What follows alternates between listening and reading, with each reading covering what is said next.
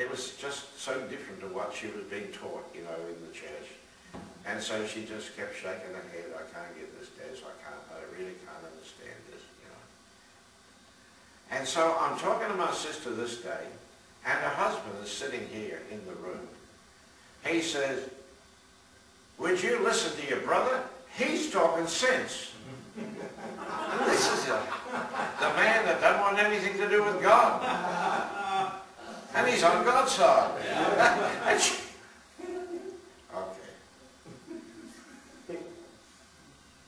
I said to her, I said, when you can look in that man's face and see Christ, you will win him for the Lord. Yes, sir. But see, she was convinced he was going to that hot place out there.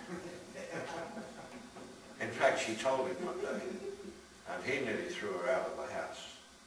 Literally. He was mad. Sure. I said to her, woman, you're crazy. You're my sister, but you're crazy. I'm telling you. Well, she began to see the truth. And that man, he's never been to church. He would not go to church with her. But now when I go down, he'll sit in on the conversation, he would say. You see, that man actually knew more truth than the one that's supposed to be the Christian that's supposed to be walking with God. And when I would speak, it registered with him. Yes. Not with the other. You see? Isn't that incredible? Yes. We have this problem. We were not sent to the Gentiles, the Goyen, the heathen, that's what it means, because Israel invented that term. Yeah. Now, everybody who wasn't a Jew was a heathen. Right. And so we're not sent to the heathen. We're not sent to the Samaritans, or the half and half, you know. Then we're not sent to them. We are sent to the lost sheep of the house of Israel. So Jacob now, we better get the story on to finish. His father now says to the eldest boy, Esau, now, I want you to go get the venison that I like, because if you will get some and make the meal, cook it like I like it, then I will put upon you the patriarchal blessing. This is the blessing of Almighty God. I want to tell you, men, you have the right and the privilege of passing on the patriarchal blessing to your family. Yes, you do. And I want to tell you, I have a beautiful family, not because I was the best husband in the world or the best father, but because I believe the blessing of Almighty God came upon my children as I prayed for them. Yes, sir. So this is important for us. So anyway, Rebecca heard what her husband had said. She said, Jacob, come quick. We've got some venison out there in the yard. We don't have to go out and shoot another deer or whatever. Just go out, get it for me quick. I will cook it exactly the way your father wants it. And you can take this into your father and he will bless you. But I'm not Esau. Doesn't matter. You just do what I tell you.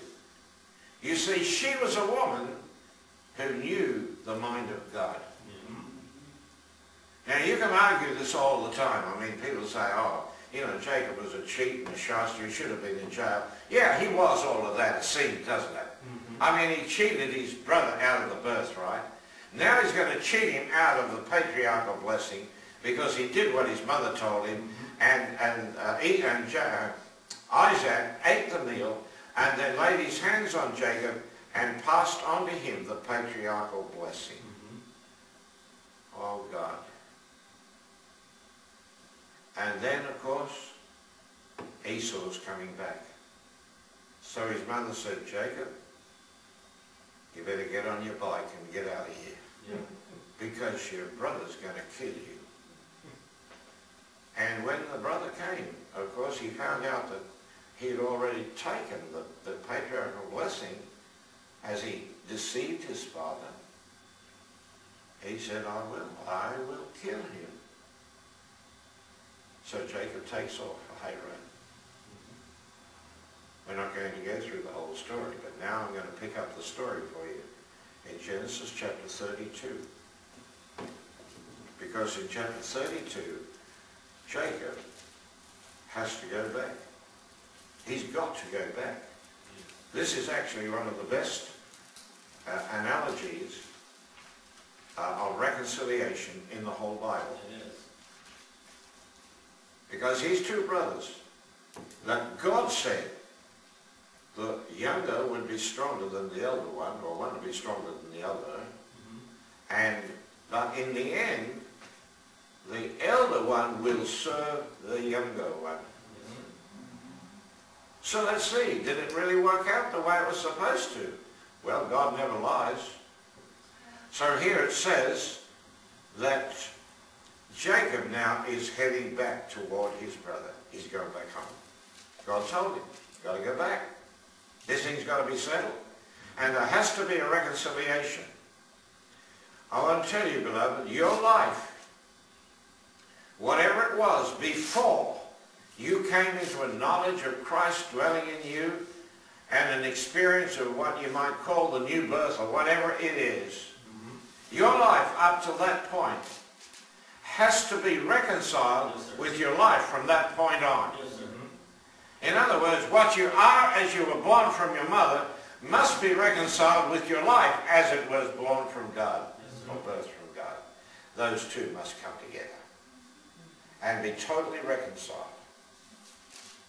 Otherwise, you will never forget your earlier life, and it will be a problem to you. And in any case, you can't take that other life into the realm of God. Mortal life has no existence in the presence of God. None at all. God doesn't know anything about it. Chapter 33. Here it is now.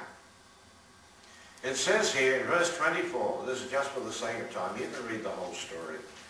It says, and Jacob was left alone, and there wrestled a man with him until the breaking of the day.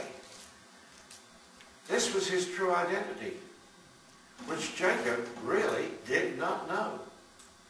He didn't know who he was. His mother must have told him about what the angel had said to him, or what God had said to her, about the birthing of these two children. I'm sure Jacob knew that.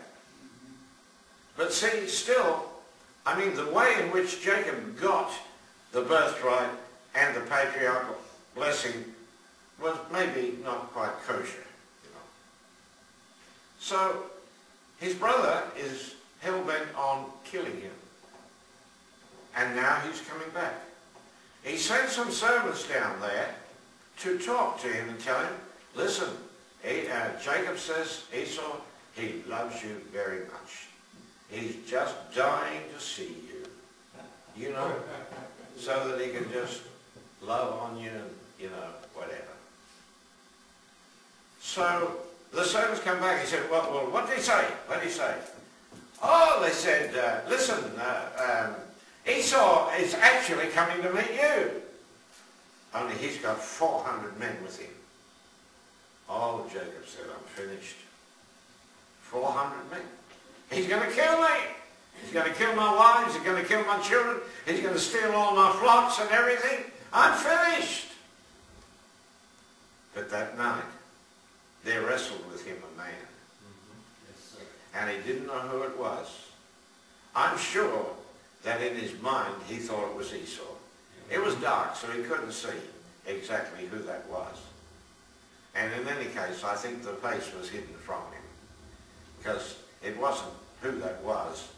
It wasn't for him to recognize who that was at that point. Wrestles with him all night, but as the first ray of light begins to brighten the horizon, the stranger said, let me go. And Jacob said, no way. I've been fighting with you all night. I've been fighting for his life, literally fighting for his life, because he thought it was Esau, and he thought if Esau wins, I'm dead.